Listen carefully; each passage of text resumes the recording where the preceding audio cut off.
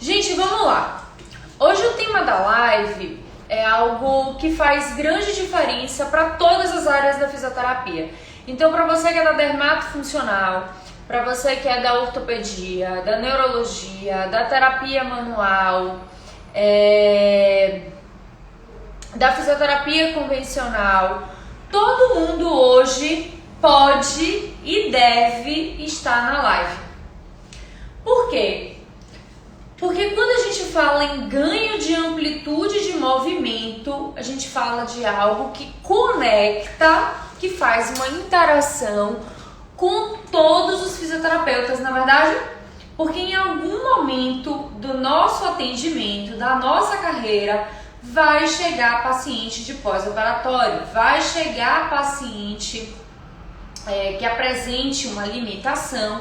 E hoje eu vou dar super dica, eu vou falar de publicação científica, vou falar o que está sendo dito por esse olhar da dermatofuncional, da cicatriz, da ortopedia. Então eu vou mostrar para vocês como que o dry needling pode auxiliar esse processo. Então, para você que ainda não me conhece, seja muito bem-vinda. Eu sou Cibele Paranhos, criadora do método GPS do dry needling, esse método que eu já dou aula desde 2012 de dry needling, e agora eu criei uma versão Mega Ultra Power completa, que é a versão online, que é o GPS do dry needling. Essa versão do curso você só encontra online.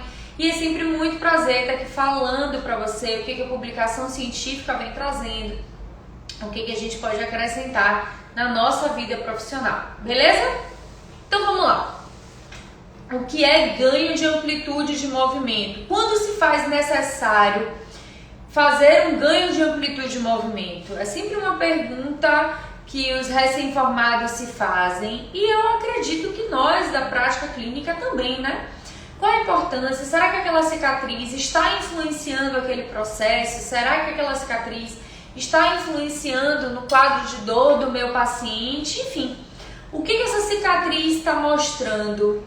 É algo que a gente vai estar falando e debatendo muito nessa live de hoje. Então aproveita, envia aí esse aviãozinho para todo mundo que você conhece, seu colega fisioterapeuta que trabalha na dermatofuncional. Vou dar 3 níveis só: ortopedia e fisioterapia convencional, que atende de tudo um pouco, na verdade. Então, o ganho de amplitude de movimento, gente, ele é algo extremamente fisioterapêutico. Eu vou falar que é a essência da fisioterapia, porque é exatamente assim que eu sinto. É a essência da fisioterapia, é o direcionamento, é o que mais traz paciente, seja numa cirurgia de ATM, ortognática, seja na cirurgia de lipoaspiração, de redução de mama, de mastectomia. Só hoje eu atendi 2 casos de mastectomia, um caso de câncer de intestino com cicatriz. Então, enfim, eu digo, como é que eu digo aqui sempre? Que o universo sempre manda no dia da live pacientes cujo tema está associado à live. Então hoje não poderia ser diferente, não é mesmo? E assim a gente segue. Então o ganho de amplitude de movimento é um processo completo fisioterapêutico. Eu acho que o mais nível hard que a fisioterapia pode, deve e é quem faz de melhor. Só que junto com esse ganho da amplitude de movimento, o que vem pra mim, enquanto fisioterapeuta há 11 anos, digo: ai, gente, vem uma dorzinha no coração quando o paciente sente dor. Nossa, vem uma dorzinha quando eu vejo meu paciente sem conseguir abrir o braço, sem conseguir fazer a extensão, sem conseguir fazer o seu movimento por conta de uma alteração que está correlacionada com a amplitude de movimento de um pós-cirúrgico. Então, e aí? O que a gente deve fazer com esse paciente? A gente precisa, é óbvio, que ganhar a amplitude dele.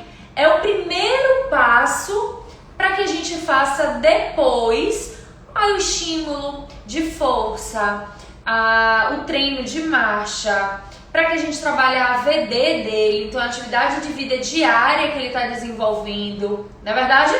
Então é algo que faz parte do nosso combo necessário. E aí eu pergunto a vocês, qual é a ferramenta ou como vocês realizam o ganho de amplitude de movimento de vocês. Quando eu me formei, 11 anos atrás, o ganho de amplitude de movimento era na mãozona. Então eu tinha que fazer uma abertura desse braço e essa abertura era respira, respira, respira e eu ganho. Respira, respira e eu ganho. Só que isso, gente, acaba gerando uma reação de aumento de dor. Não sei se vocês já perceberam, mas é muito traumático para o paciente aquele ganho específico, sabe? Aquela relação de ganho associada à dor. Então, muitas vezes, uma forma de cinesiofobia que vai acontecer com esse paciente é ficar numa posição de proteção, é ficar em algo que seja cômodo. E ser cômodo no pós-operatório dificulta muito o ganho e a estratégia da fisioterapia. Então, ele é muito sofrido, né, Clara? E eu nunca gostei de fazer esse processo com crianças, porque era choro, a mãe vinha e eu não tinha muito o que fazer a não ser fazer o ganho de amplitude de movimento. Então isso era e é uma dor muito minha. Por trabalhar com clínica da dor há tantos anos, eu sempre quero fazer com que esse paciente se sinta o mais confortável possível, tá?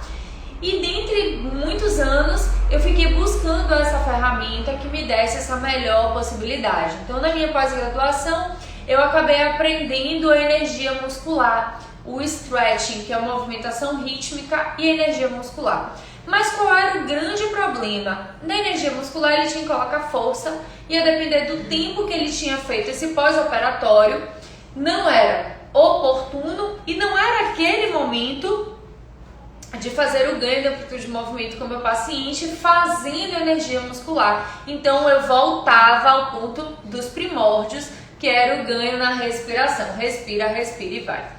Até que um momento, eu me lembro, foi na minha segunda turma de dry needling, então nós estamos falando aí de final de 2012, foi quando uma aluna me perguntou se não seria interessante fazer o dry needling na cicatriz. E eu respondi muito claro, quem já foi aqui meu aluno sabe que o que eu não sei, eu digo não sei, vou tentar saber e se eu ficar sabendo, eu te passo. Então, esse ganho, né, com essa possibilidade de liberar, ganhar amplitude de movimento com o dry needling, ele não existia na minha cabeça. Quando eu fiz minha formação, isso não foi falado. E aí eu comecei a entender o que é que eu queria e começar a associar para ver se aquela cicatriz estava associada àquela limitação de movimento que meu paciente tem. Então, seja um paciente de pós-operatório aqui na ATM, ou seja um paciente de lipoaspiração e abdominoplastia, eu comecei a fazer o teste de inibição da cicatriz e ver se tinha alguma referência. Então, o que a gente precisa no momento que a gente fala de cicatrização? Olha só o que o artigo traz aqui, ó. A cicatrização das feridas do pós-operatório envolve uma série orquestrada de processos sobrepostos em relação a um grau variável de reestruturação estrutural, tá? Então existe todo o período de cicatrização que a gente tem que acompanhar, né, ver como que tá. E aí eu pensei, será que se eu ajudar na microcirculação local, eu não vou conseguir fazer um equilíbrio dessa estrutura? Será que ao fazer o agulhamento e diminuir as substâncias que possam estar em concentração por aquela face que foi cortada, por aquela face que sofreu uma agressão, porque a cirurgia ela é uma agressão. E aí, minha gente, eu me lembro, não me lembro quando, mas em 2000 e bolinha, eu fui para a USP fazer um curso de dissecção anatômica. O que consistia esse curso na USP de dissecção anatômica? Nós iríamos ver realmente a estrutura anatômica que a gente vê nos livros. Então, por exemplo, o objetivo era ver os nervos, onde eles passavam e conhecer o corpo humano de forma mais profunda possível, para que quando eu fosse dar aula, para que quando eu fosse atender, eu visse a estrutura perfeitamente ali localizada. Então, por isso que eu fui fazer essa formação na USP, essa dissecção em anatomia, para que eu tivesse mais segurança onde eu estava tocando, o que eu estava fazendo, quais eram os parâmetros que eu estava dando de estímulo. E foi realmente um divisor de águas, porque eu pude ver, e uma das primeiras perguntas, eu me lembro como se fosse hoje, um cara, nossa, um cara surreal, que faz tradução de livros de anatomia, médico, que faz perícia, né, autópsia. Então nós estávamos nesse lugar com um cadáver de 2 horas e 3 horas pós-morte. Então foi uma experiência muito sensacional. E eu perguntei a ele assim, isso aqui é uma cicatriz, professor? Ele falou sim. E essa cicatriz, ela é recente ou ela é antiga? E aí ele virou, abriu assim a pele, né? Virou e mostrou aqui, ó. Essa é uma cicatriz antiga e essa daqui é uma cicatriz recente. E aí eu peguei e vi que era a mesma textura por baixo, que tinha uma alteração da fáscia, que tinha uma alteração real. E isso, gente, que sensacional! Os cadáveres que eu tinha visto na faculdade, o Zé da faculdade, ele tinha tanto formol que o bicho estava duro, seco, todo mundo tinha cortado tudo, né? Já estava todo esfarelado, então não tinha muito processo. E quando eu vi aquele negocinho quente ainda, aquele cadáver, 2 horas, 3 horas ali, eu consegui ter a real noção do que é esse tecido, do que é essa cicatriz, de como ela se apresenta pra gente. E eu não consegui ver e sentir, porque eu peguei e vi nenhuma alteração tão grande de uma cicatriz antiga para uma cicatriz recente. E isso me chocou muito, porque significa que uma vez esse tecido cortado, esse tecido ele vai se regenerar e a gente vai buscar devolver essa homeostasia para esse paciente. Mas do jeito que ele era, não há mais possibilidade de ser. E se você comparasse, ó, lado a lado, a cicatriz nova do cadáver com a cicatriz antiga, você dificilmente saberia quem era quem, tá? Para quem não tem, né, tanta habilidade com o cadáver como eu, aquilo ali se parecia extremamente confundível, vou falar assim. Muito bem. E o que isso tem a ver com a nossa prática clínica? Então, esse paciente, gente, que foi submetido a uma cirurgia de vesícula, a um apêndice, a cirurgia plástica, esse paciente precisa muito da gente. E aí esse artigo de 2020 de publicação, ele pegou 80 pacientes de pós-operatório e dividiu em 3 grupos.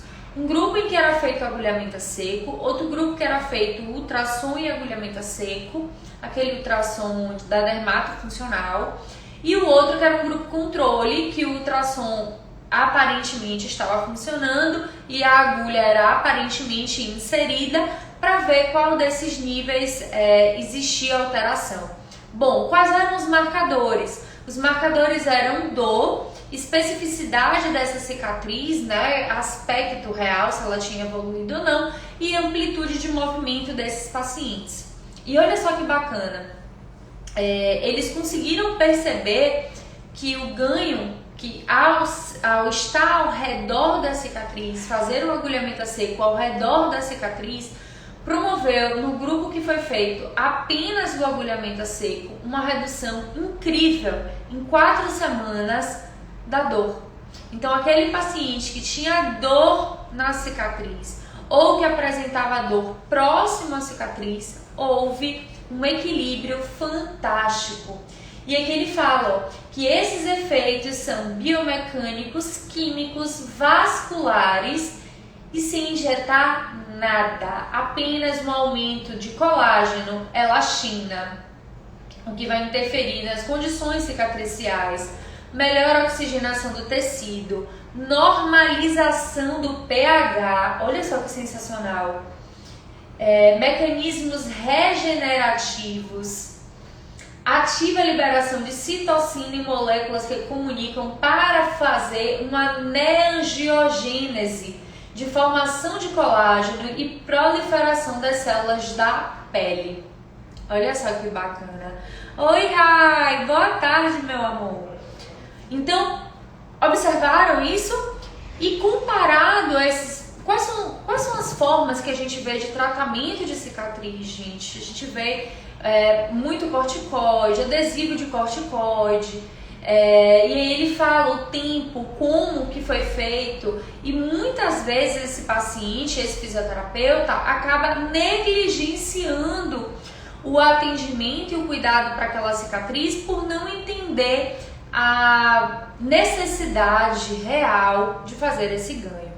E aí eu venho fazer o link para a clínica da dor. Então, quando vocês tiverem um paciente, por exemplo, com dificuldade de fazer uma elevação, uma abdução, se você quiser saber se isso está associado à alteração dessa cicatriz, dessa área da cirurgia, você vai fazer um lift. O que é esse lift? Você vai pegar a pontinha do seu dedo, então aqui está a cicatriz, vai fazer uma pressão nessa cicatriz de 5 gramas, 10 gramas e vai manter esse dedinho na cicatriz e vai pedir para o paciente fazer uma amplitude de movimento que você deseja. Se nesse momento a amplitude de movimento ela aumentar, for mais fácil, menos dolorosa para o seu paciente, significa que é positivo.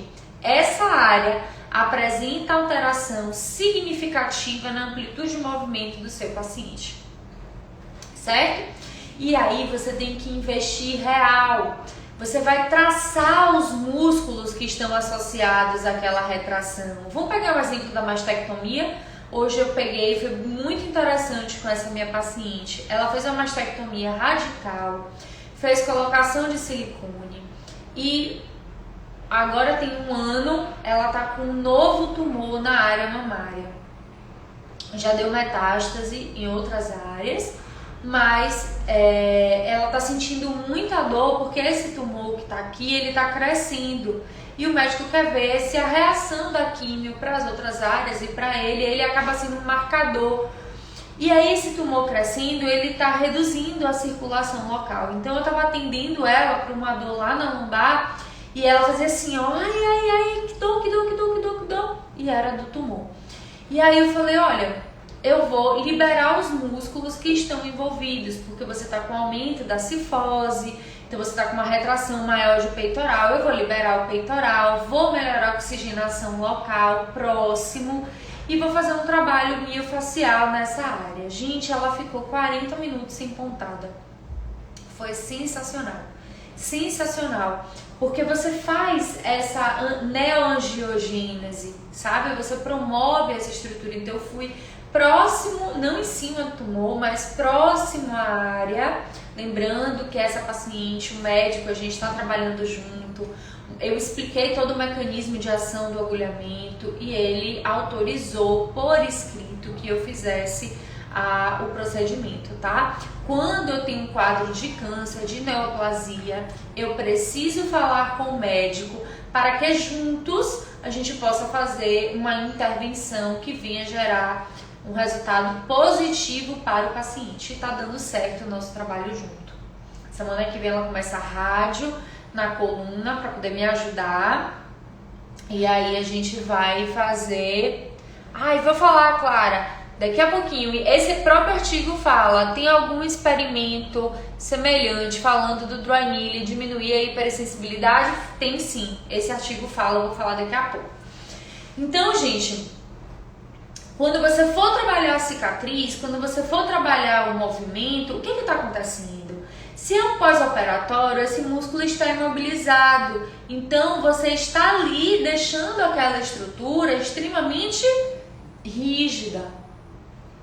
O que você precisa fazer? Liberar essa musculatura, reduzir a concentração de acetilcolina, reduzir a prostaglandina que está envolvida com dor, melhorar a circulação local, inibir a zona de condução dos nossos receptores que fazem a condução da dor. E aí quando você faz isso, você gera um equilíbrio. E esse equilíbrio acaba vindo na amplitude de movimento, porque a musculatura foi relaxada e aí depois você consegue fazer o movimento totalmente, tá? E isso acelera o ganho de amplitude de movimento, a depender de como seja o trauma, a cicatriz. Isso é muito mais rápido. Isso substitui depois a mobilização ativa, passiva que você vai fazer? Não. Mas essa é uma ferramenta que você vai conseguir utilizar para reduzir, para acalmar, para ser mais confortável e você fazer a amplitude de movimento que seu paciente precisa e em seguida dar início ao trabalho de fortalecimento, de estímulo bem legal. E aí a Clara perguntou algo bem interessante. E quanto à sensibilidade? Clara, esse grupo, não me lembro agora de quantos pacientes, eles também tinham a sensibilização nessa cicatriz e que foi reduzida, tá? Então, assim, observe que tem cicatriz que o paciente não sente nada. Tem zonas da cicatriz que ele não sente nada e tem zonas que ele sente muito desconforto, não é verdade? Então, para essas duas zonas, a gente vai gerar uma neoangiogênese. Você vai promover uma microcirculação, você vai estimular esse equilíbrio e aí sim a melhora do seu paciente vai vir quanto à sensibilidade também. No artigo foi um trabalho feito de 4 semanas, tá? Depois dessas 4 semanas, os pacientes apresentaram todas essas melhoras que eu tô falando para vocês, que foi sensacional. E teve paciente que não teve mais nenhuma dor proveniente da cicatriz fazendo dry needling nessa área. Tudo bem? Então é algo que a gente faz essa correlação de forma muito forte e que vem aí uma publicação de 2020 trazendo pra gente. Então, qual é o benefício de se trabalhar a cicatriz sem gerar dor no seu paciente? Todos. Porque você não vai provocar uma cinesiofobia, você vai ter o ganho de amplitude de movimento que você deseja, você vai conseguir evoluir de forma mais, como é que eu posso falar? Direcionada, sabe? Mais específica. O seu ganho vai ter uma visualização mais específica. Então é algo que a gente vai estar trabalhando de forma bem legal. E por que um benefício para o fisioterapeuta? Porque para quem trabalha na fisioterapia convencional, é a possibilidade de você levar menos tempo com aquele paciente, você vai otimizar o seu tempo e você vai conseguir atender mais pacientes, tá? Porque quando você otimiza o seu tempo, quando você consegue girar mais esse tempo com o seu paciente, você consegue dar mais atenção para outros pacientes e evoluir ele para um movimento ativo, tudo bem? Então, aí está um dos benefícios. Além disso, o custo-benefício. Então, quando a gente fala de uma cicatriz, geralmente a forma que a gente gosta muito é fazer o cercar-ponto. Cercar essa cicatriz. E aí a gente está falando de 5 agulhas, que é um custo muito baixo, tá? E o tempo em que essas agulhas ficam vai depender de como é que tá esse processo. E depende de todo o direcionamento. Ai, que delícia! Clínica Iesum, que saudade! Meu parceiro de Maceió. Respondi, Clara, a sua pergunta. Tem mais alguma pergunta, gente? Ótimo, Clara. Que massa que eu respondi. Alguma pergunta, meus amores? Hoje é quarta-feira. Tô tão feliz de voltar a atender, minha gente. Oh, Nossa Senhora. Muito!